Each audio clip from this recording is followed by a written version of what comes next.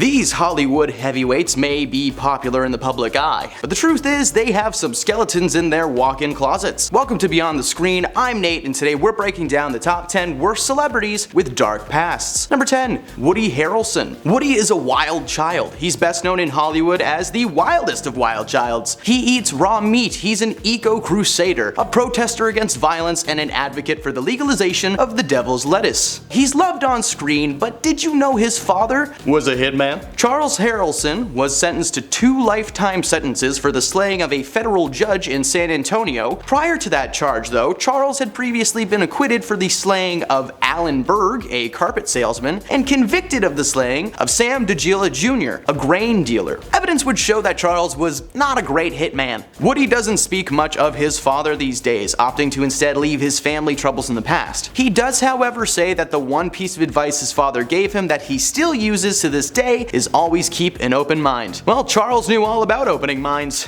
With bullets. Number 9. Samuel L. Jackson. To call this man successful would be the understatement of the century. This guy is 75 years old and has appeared in more than 120 feature films throughout his career. In his youth, he was raised by his aunt and his grandparents in Chattanooga, Tennessee. His mother relocated to Washington for work, but she made regular visits home to see Sam. But his father, however, left before he was even in diapers, though he's never actually been one to complain about it. Sam claims that his peers found it strange that he never had any signs of separation anxiety. In fact, he credits his aunt for being his biggest influence both in his life and in his career. He only saw his father 2 times in his life, once when he was a child and the other when he was 6 months old, and the other was 6 months following the birth of Sam's daughter Zoe. His father was in town seeing a show and he decided to visit the family home. Things went well according to Sam, but there was a brief altercation after his dad tried to pull the "don't talk to me like that on your father" speech, and Sam reminded him that he was in fact not. "Papa, go away, you not my papa." On top of this, he grew up during the 1950s in Tennessee when segregation was still very much a thing. He experienced the truly terrible treatment of human beings, but was able to overcome it all to become Samuel Motherflippin' Jackson. Number 8. Mark Wahlberg. Macky Mack and a Funky Bunch hit the rap scene in 1991. Despite sounding like the title of a cheesy kids show, the crew had a small following and garnered a bit of success. Enough for the leading man Mark Wahlberg to be spotted and picked up by Hollywood to star in The Corruptor, a 1999 action flick that sees Mark playing the leading man Danny Wallace, a police officer who attempts to stop substance trafficking and corruption by Chinese triads. He's had a successful acting career that has recently just been declining in quality, but he's still acting and he looks jacked at the age of 52. So hey, please don't hurt me, Mark, okay? Just Infinite, really hard to watch, so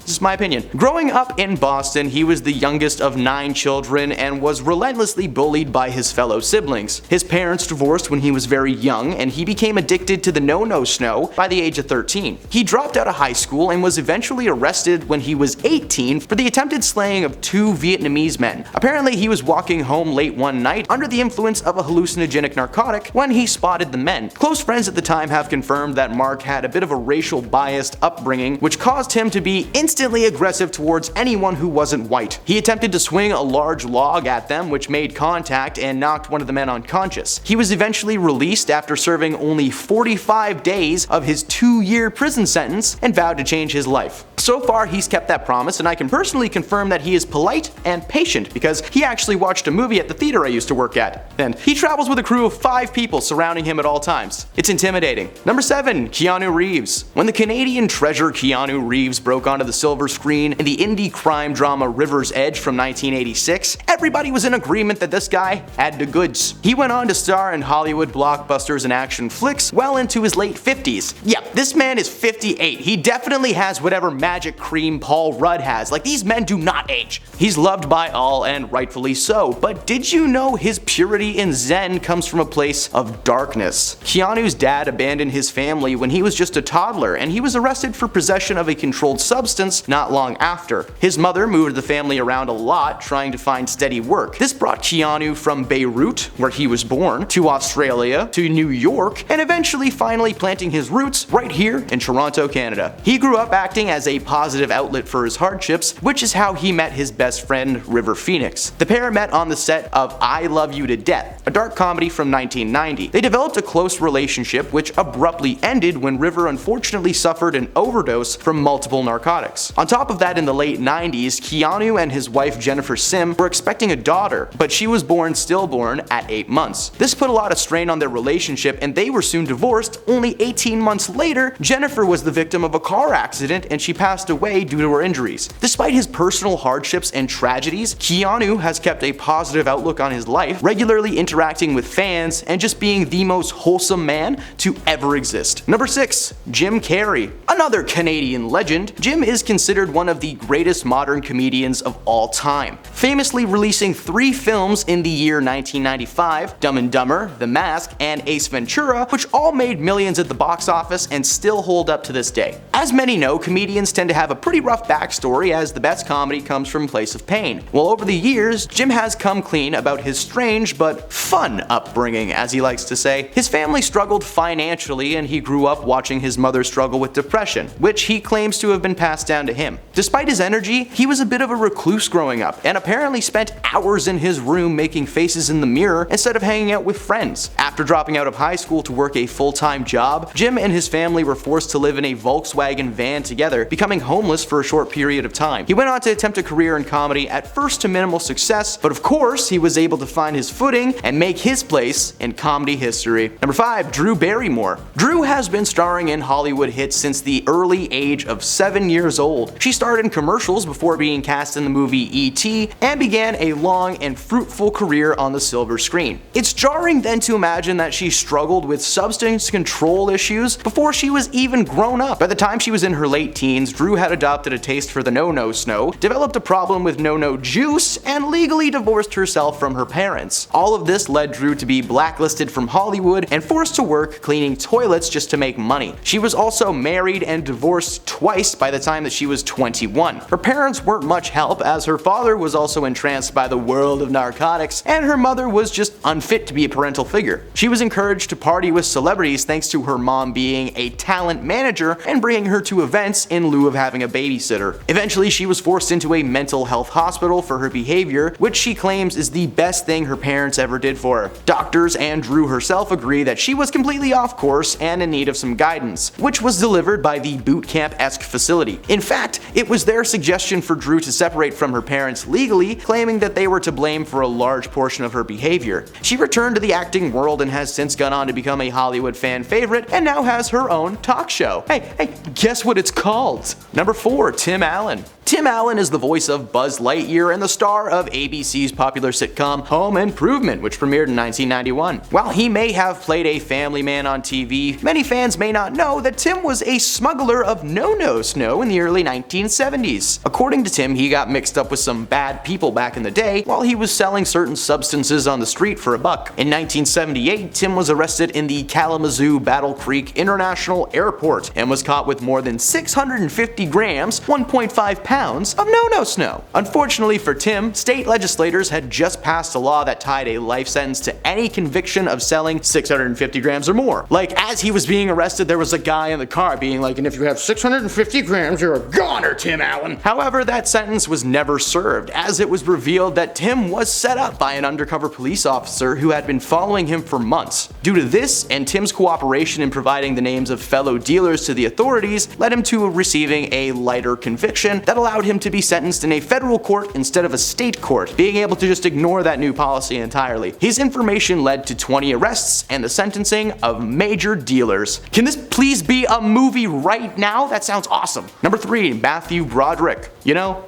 life moves pretty fast. And so did Matthew Broderick's car on August 5th, 1987 when he crashed it into another car. Matthew is best known for his role as the iconic character Ferris Bueller in John Hughes' 1986 comedy Ferris Bueller's Day Off. But did you know that he shouldn't be allowed to drive at all? The Ferris Bueller star was driving a rented BMW 316 in Tempo, North Ireland when he crossed into the wrong lane and collided with another vehicle, ending the lives of the driver and her mother. Despite their passing, Broderick was only charged with careless driving, a relatively minor offense. He paid a fine of $5,000 and someone doesn't have a sister or a mom now, so That sounds like a fair trade. At no point during the proceedings were the charges of vehicular manslaughter ever brought up, which the family of the victims called a travesty of justice. Later in life, he was able to make amends to the family and put the past behind them, but he still claims to this day that he can't remember why he was in the other lane. Hey man, whether you're trying to hide something or you're being genuine, that makes you sound super suspicious. Number 2. Joaquin Phoenix. The man behind the madness of Joker has had a pretty steady career consisting of epic performances in films like Gladiator and Inherent Vice. But before the lights and camera, Phoenix was a part of a notorious cult, the Children of God. Essentially a group whose goal was to entice people into joining them by claiming that physical lovemaking was an expression of the Lord's love, with its leaders even referring to themselves as kings and queens.